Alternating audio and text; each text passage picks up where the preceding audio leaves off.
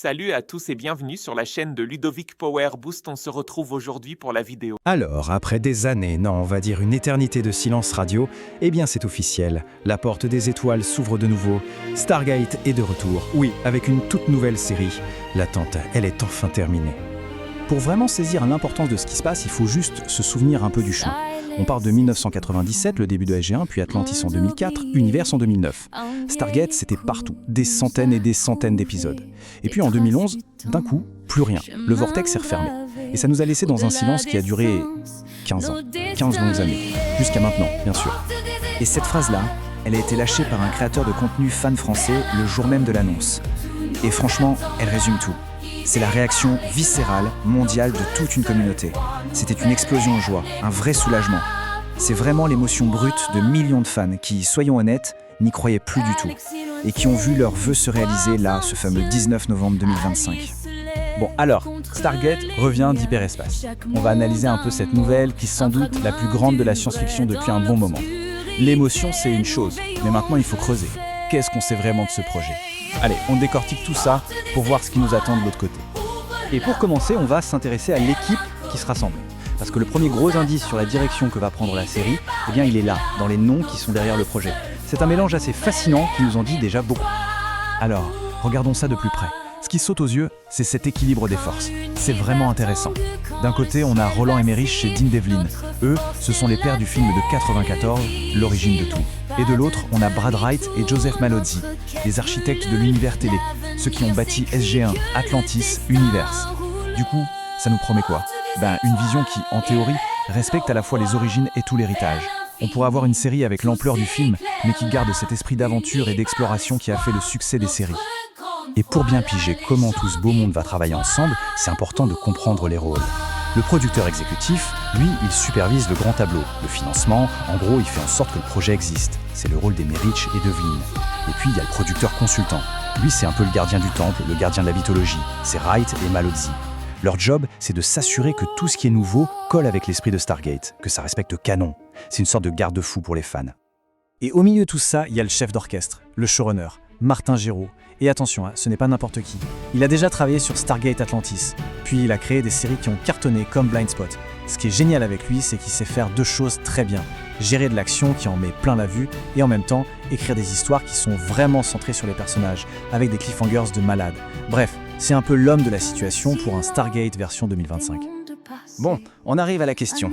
La question qui a vraiment, mais alors vraiment empêché les fans de dormir. Est-ce que tout ce qu'on a connu va être jeté à la poubelle ? Est-ce qu'on repart de zéro ? La réponse à ça, eh bien c'est la clé de voûte de tout le projet. Et la réponse, les créateurs ont été ultra clairs dessus, ce n'est pas un reboot. C'est un revival, une renaissance. La différence est énorme. Un reboot, ça efface tout et ça recommence. Mais un revival, ça continue l'histoire dans le même univers. Donc, et c'est le point crucial, ça veut dire que les 15 ans d'aventure de SG-1, d'Atlantis, de l'équipage du Destiné, tout ça, c'est toujours canon. L'histoire est sauve.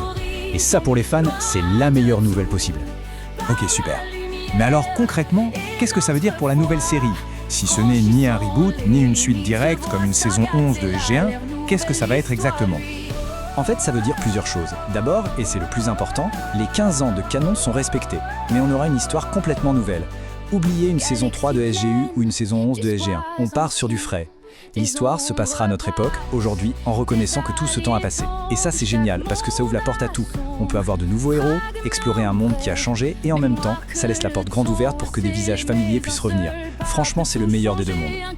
Et il faut absolument parler du rôle vital des fans dans tout ça. Parce que si cette porte se rouvre aujourd'hui, c'est en grande partie grâce à la communauté qui a gardé la flamme allumée.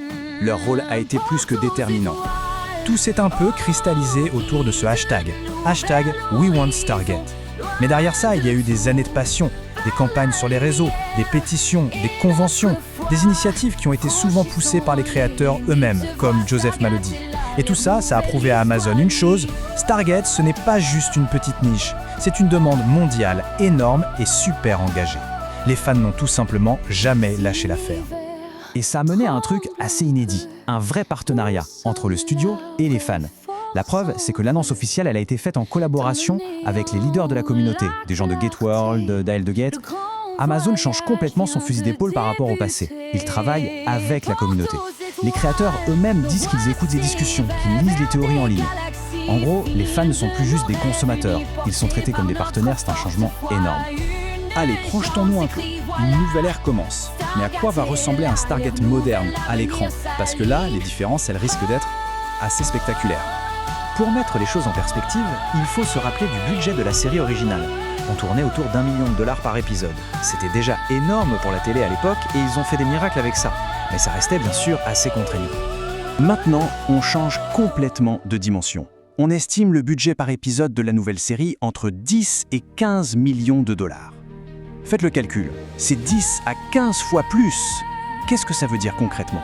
Ça veut dire des effets spéciaux dignes du cinéma, des mondes extraterrestres qui seront plus vastes, plus immersifs et des batailles spatiales d'une échelle qu'on n'a tout simplement jamais vue dans Stargate.